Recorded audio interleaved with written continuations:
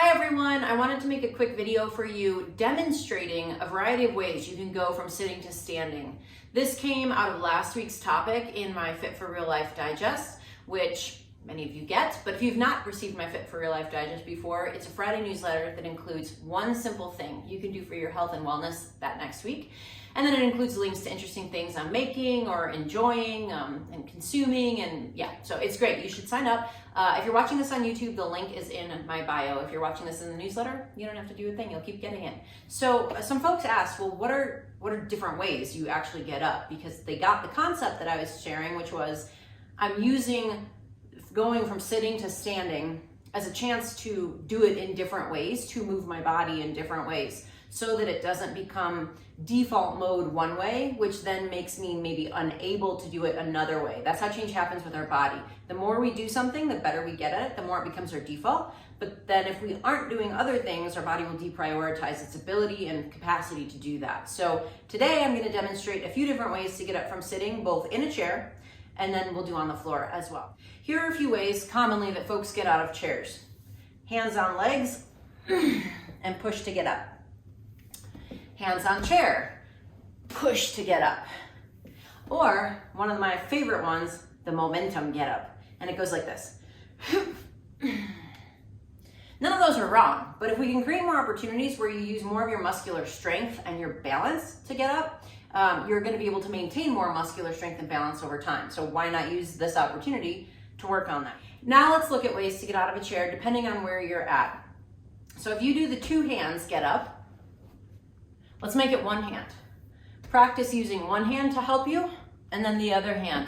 And over time, try to make the hand less of the dominant driver and the legs more and more of the dominant driver. I always like to say, use your legs as much as you can, and then whatever you can't, the arm is there to help you with.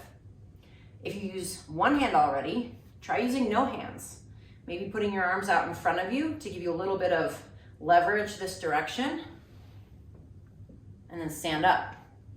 If you do the momentum get up, try to slow your momentum down and keep your chest more upright. The momentum get up really hinges, literally, pun intended, on you hinging at your hips to be able to get up. So instead of hinging over so far, hinge over less. And eventually you'll be able to do it without any momentum at all. You could do it from a nice slow pace. Now, these are some ways to help you with getting up from a chair if you're normally using some sort of assistance and you're not exclusively using your legs. And then once you can do that, use your legs in different ways. Get up with the legs a little bit wider. That gives you a bit of a stand up out of a squat type position. Do it with your legs a little closer together. If you're really feeling ready for some fun and interesting ways to get up, just take a moment, turn to the side, and get up that way. For someone who might be new to exercise or returning to exercise from a hiatus, this is a fantastic way to start making your daily life helpful for building your fitness. What you just saw there was a version of a lunge, which is this exercise where we're kind of in this stance and we do lunges this way. That's a great exercise for leg strength and for balance and stability. But if you're not ready for even exercise yet, that's totally fine. Just start making your daily life an opportunity to include something like exercise, and you'll naturally start building strength so that when you do start your exercise program, you're already a leg up. Pun not intended there. Okay, then once you're good at all of that, you could also work in a single leg get up. Just take one leg off and stand up. These are all ways you can go to get up out of a chair. Now let's look at ways to get up off the floor. Okay, as I told my digest readers last week, I actually sit on the floor more than I sit in a chair, and our house is set up to be that way. So there's minimal furniture and lots of opportunities and things you can use like this to enjoy sitting on the floor. This lovely ottoman that my partner made is great for sitting on if you want to sit on a lower seat than a dining room table chair.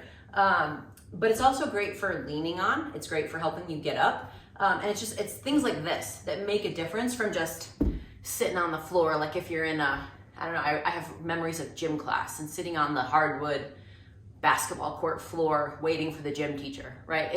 That's not pleasant. Nobody wants to do that in their home, but having things like this can really help.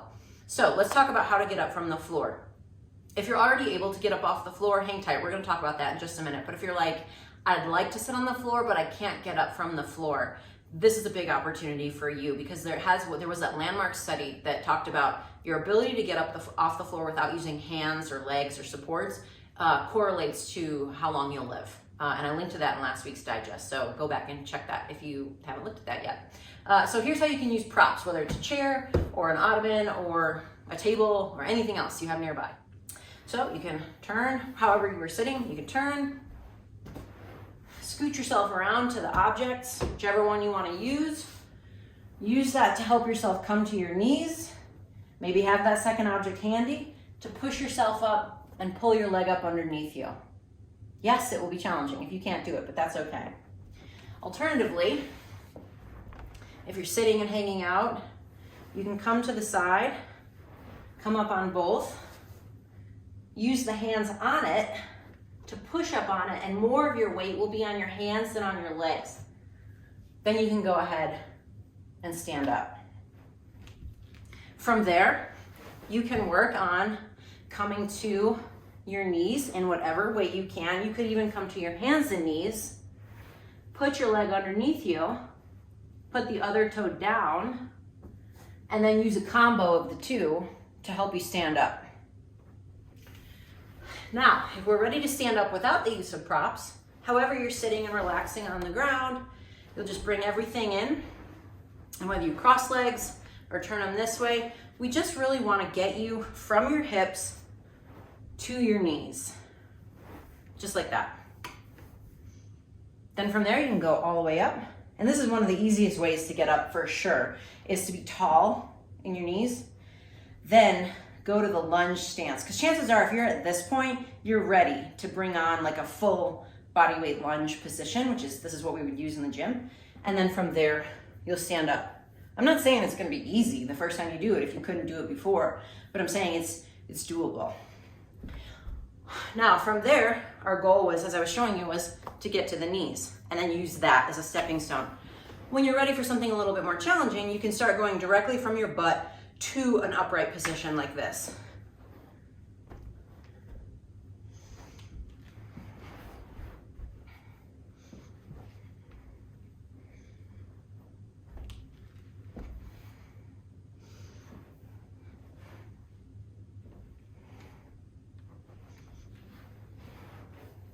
And then of course, I should not neglect to mention that at any point along the way here, you can still use your hands. You don't have to go directly from having support tools to having no hands. You can still use your hands to do things like, and like get yourself up to that starting point. They're just there to help you generate some momentum forwards and upwards so that you can get, like for instance, the balance and support and control and power that you need to get up off the ground.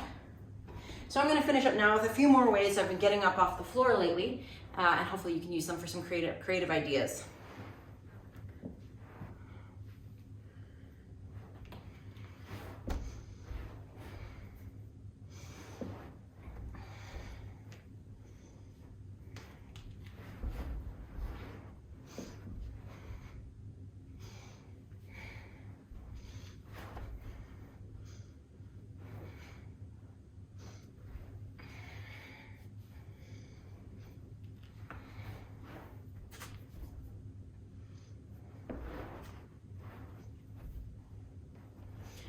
I hope that helps give you some good ideas. And again, as I said, if you'd like to work on improving how you get up out of a chair because it's a metric of strength and health, and you can't do it yet, these are great ways to practice, but also consider starting, restarting, or elevating your fitness program so that it includes resistance training a few days a week.